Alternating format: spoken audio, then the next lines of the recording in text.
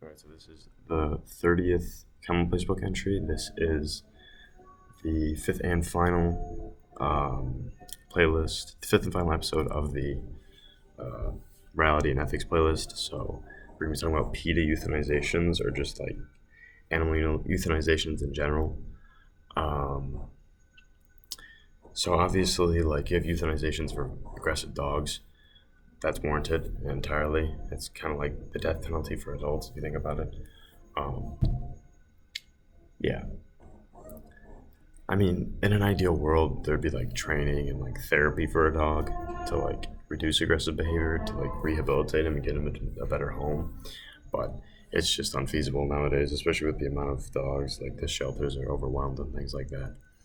But I'm really focusing on like the idea that like PETA would like steal homeless people's dogs and euthanize them.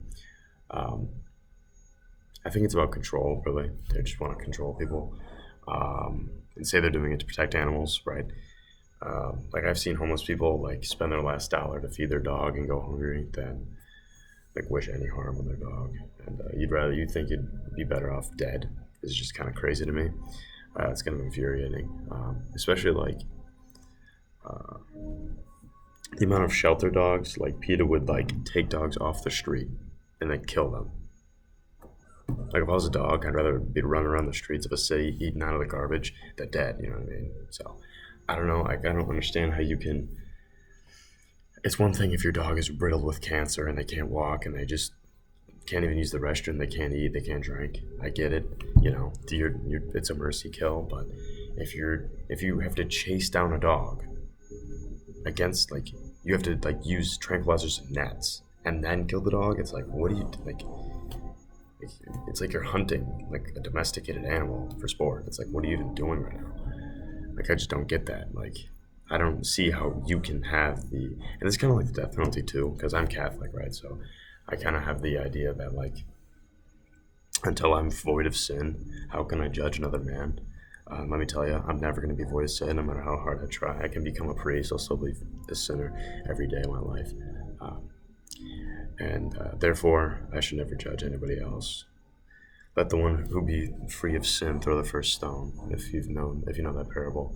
Um, so I don't understand how you can decide for an animal, especially who can't communicate, that death is better than whatever circumstance they have.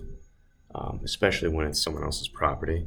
You know, that's just crazy to me. And I feel like PETA is just they've just gone backwards. Like, if you think PETA, you just like get angry, like, you get pissed off. Like, you don't think about animals anymore. You just get mad.